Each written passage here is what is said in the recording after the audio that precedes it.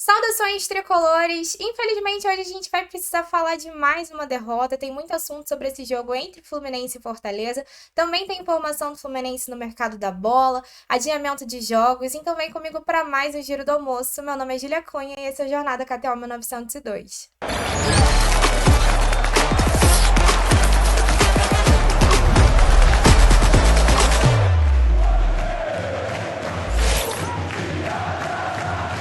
Pra gente começar falando desse jogo, o Fluminense perdeu pro Fortaleza por 1-0, mais uma derrota, mais um gol de bola aérea, 7 pontos em 15 jogos disputados. E a sensação, né, se no jogo contra o Internacional, eu cheguei aqui falando que dá uma expectativa para uma sequência positiva, a sensação nesse jogo é que a gente foi pior, na verdade, do que o jogo contra o Internacional. Porque se no jogo contra o Internacional a gente faz ali um primeiro tempo é bom, dentro da medida do possível, dentro de quem a gente tinha disponível, dentro do que a gente vinha fazendo antes dessa partida. E no segundo tempo, o time cai de produção e parece morto dentro de campo.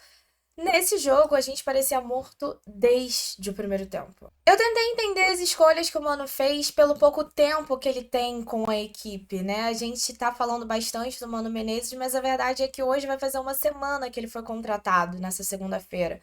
Então a gente entende que tem muito pouco tempo, a gente entende que a situação é delicada, a gente entende que ele tá vendo o que esses caras que não produziam com o Diniz conseguem ou não produzir com ele. Nós já vimos mudanças, né? O fato do Douglas Costa não ter entrado nessa partida, o fato do Gabriel Pires não ter entrado nessa partida, mas ele resolveu usar um 4-3-3, o que eu não considerava uma boa escalação para enfrentar o Fortaleza, que é muito forte dentro do Castelão e que tende a atacar muito. Para mim, ele manter a trinca de volantes que ele colocou contra o Internacional seria o mais adequado, mas ele escolhe entrar com 4-3-3, apenas dois volantes do meio-campo, e a gente sofreu, né? O John Kennedy hoje é uma vergonha dentro de campo. Samuel Xavier e Keno, assim, a sensação que dá é que são dois a menos. O Martinelli, eu tento até agora entender o que aconteceu, porque para mim é o caso mais surpreendente, né? De todos que voltaram em 2024. No início do ano, eu achava que quem estava melhor ali era John Arias, André e Martinelli, e o Martinelli parece que está passando por uma queda de confiança, assim, terrível, porque não entrega mais a mesma qualidade que tem dentro de campo. E aí, quando você tem tantos jogadores apagados dentro de campo, é óbvio que coletivamente o time vai mal. Isso sem falar na improvisação do Guga na lateral esquerda, o que eu entendo ele testar, mas que pra mim é uma improvisação que nunca deu certo, né? E aí o que vai desanimando nesse jogo? Você vê mais uma vez um time que boa parte dos jogadores parece que não estão entendendo o que a gente está passando, ou se estão entendendo, não estão ligando para isso. A gente enfrentou um Fortaleza que tinha muitos desfalques, o gramado tava horrível, e aí tudo bem, prejudica os dois lados. Mas a verdade é que, pra mim, assim, pelo que eu tenho de lembranças dos últimos jogos que a gente fez contra o Fortaleza, esse foi o mais fraco, talvez, né? A gente teve ali uma diferença de finalizações, foram 16 finalizações de Fortaleza contra 10 finalizações nossas. Fortaleza chegou a bater 12 escanteios, o que é jogada que sempre nos coloca em perigo. Mas, assim, se você for comparar, por exemplo, no jogo contra o Fortaleza lá, aquele 4-2, o Fortaleza jogou muito mais, né? Então, assim, se fosse olhar dentro das circunstâncias, se a gente tivesse jogado um pouquinho melhor, a gente teria um jogo mais competitivo, porque mesmo o Fortaleza não estava tão forte, não tirando méritos do adversário, né? Mas que normalmente é uma equipe que nos coloca muito mais perigo. E aí a gente sofre com novamente, né, com esse tipo de gol aqui. Como é que falar disso? Ninguém sobe. Assim, o Mano foi questionado sobre isso na coletiva de imprensa. Ele falou que ele ainda não teve tempo de acertar. E de fato, assim, do jeito que isso tem sido um problema grande no Fluminense, acho que com dois treinos antes do jogo contra o Internacional e um treino antes desse jogo, realmente não tem como você consertar algo que tem sido um problema tão grande nessa equipe. Mas é impressionante, assim, como, né, os jogadores seguem sem tentar subir, sem tentar parar esse tipo de jogada, e que não tinha sido o primeiro lance, assim. O Fortaleza tava ensaiando, ó, mas tentando, e teve muita oportunidade até conseguir acertar, né? Então, assim, né, essas são coisas que desanimam nessa partida. Mas vamos falar, então, tipo assim, a gente tem de coisa boa? Pra mim, do que a gente viu nesse jogo e que dá pra agarrar como uma expectativa de melhora, foi o retorno do Marquinhos, que voltou bem.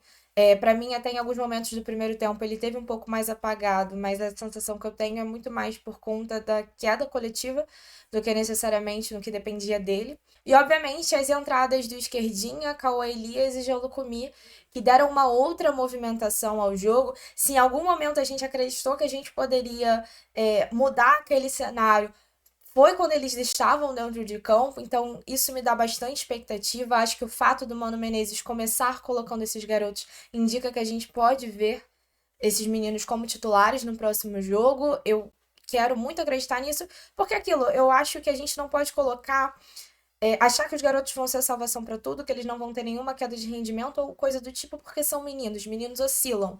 Mas assim, eu quero muito ver gente que queira jogar, que se entregue dentro de campo e que me dê esperança de que a gente realmente consegue mudar essa realidade. E sem sombra de dúvidas, esses meninos hoje têm muito mais fôlego, apesar de não ter tanta experiência, tem muito mais fôlego e muito mais o que entregar em campo do que essa galera que a gente sabe que não faz, assim, que não consegue, não quer. Eu não sei, eu confesso que eu não sei, desculpa. Eu não posso dizer por todo mundo, mas assim, são as sensações que a gente tem quando a gente está assistindo a partida. Mas enfim, duas situações que valem mencionar: o Cano não entrou nessa partida, segundo o próprio Mano Menezes, porque não tinha condições de jogar. Ele viajou junto com o grupo porque entende o momento que o Fluminense está passando e queria estar do lado dos seus companheiros. Né, não preciso nem mencionar o profissionalismo do Cano. E ele vai ficar suspenso para a próxima partida porque levou o terceiro cartão amarelo.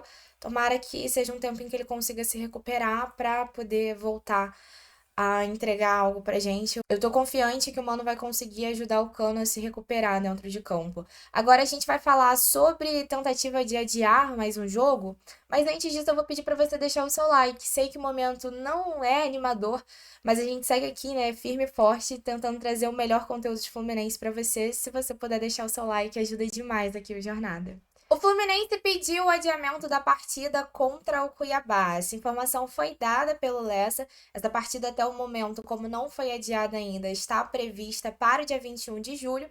E o Fluminense fez essa solicitação porque, por conta do adiamento do jogo contra o Atlético Paranaense, que seria um jogo que nós enfrentaríamos em casa, a gente vai ter que pegar 3 jogos fora consecutivos. E, de acordo com o regulamento da CBF, isso não pode acontecer. Só que a gente tem algo que pesa a nosso favor e algo que pesa contra, né? Por quê? Porque por conta de tudo que aconteceu no Rio Grande do Sul, a CBF já havia falado que essa regra poderia ser quebrada esse ano, já que os times gaúchos poderiam ter que enfrentar 3 jogos fora de casa para poder compensar os jogos adiados. Mas algo que pesa a nosso favor é o fato de que a primeira solicitação que o Fluminense faz desse tipo, a gente vai aguardar, né? Mas isso seria ótimo, não apenas para a gente evitar 3 jogos consecutivos fora de casa, que nesse momento aumenta bastante a pressão, mas também para o Mano poder ter mais tempo de treino. Afinal, né, ele ainda não teve um tempo significativo de treinamento, chegou agora, seria um período excelente.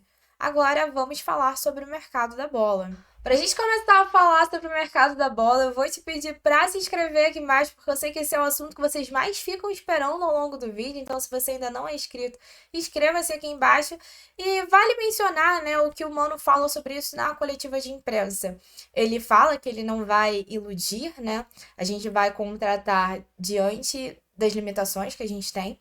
Mas uma das coisas que ele fala que é a principal característica que eles vão buscar sejam jogadores que tenham como chegar para jogar, né, de imediato. Ele não relembra isso, obviamente, mas a gente no início desse ano contratou jogadores que não tinham condições de já chegar para jogar, o que foi um dos problemas desse planejamento, entre tantos outros. Mas o que ele fala é isso, né? O perfil de contratação sejam jogadores que já entrem para jogar. E o nome que a gente já falou aqui, mas que teve a contratação acertada nesse fim de semana, ainda que não tenha sido anunciado oficialmente pelo Fluminense, foi a contratação do Nonato. O Nonato vem para o Fluminense por empréstimo, segundo o GE, sem o Fluminense ter que pagar qualquer tipo de compensação financeira ao Santos. Esse empréstimo seria até julho de 2025, mas podendo ser renovado até dezembro de 2025.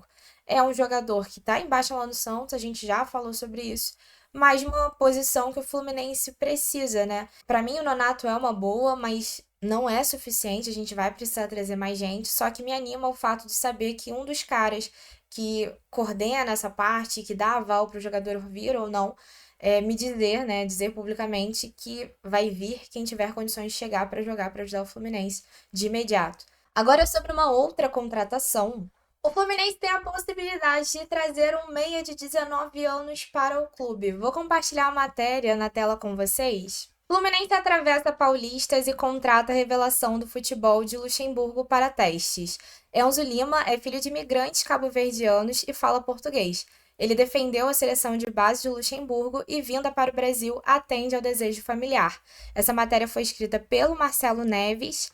E esse aqui é o Enzo Lima. Ele tem 19 anos, é meio-campista, atua pelas seleções de base de Luxemburgo desde os 7 anos de idade.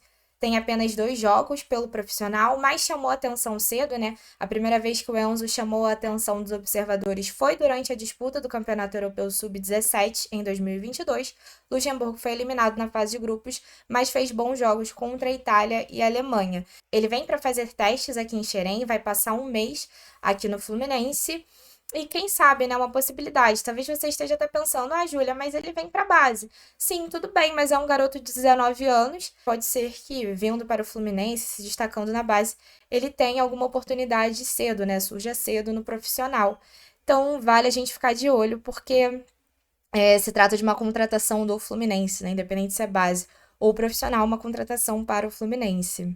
E para fechar o nosso giro do almoço, como talvez você tenha ido para o seu sextou na sexta-feira à noite, tenha perdido o giro do jornada, a gente informou aqui, né, mas o Fluminense adiou a FluFest, que aconteceria nos dia 20 e 21 de julho, para comemorar o aniversário do clube, por conta de toda essa situação, decidiu por adiar. Ainda não tem uma nova data, mas muita gente estava pedindo cancelamento, adiamento, então fica essa informação. Bem, esse foi o nosso giro do almoço, espero que vocês tenham curtido o nosso vídeo. Mais tarde tem giro do jornada presencial no Shopping Jacarepaguá, para quem quiser ir lá, assistir de lá.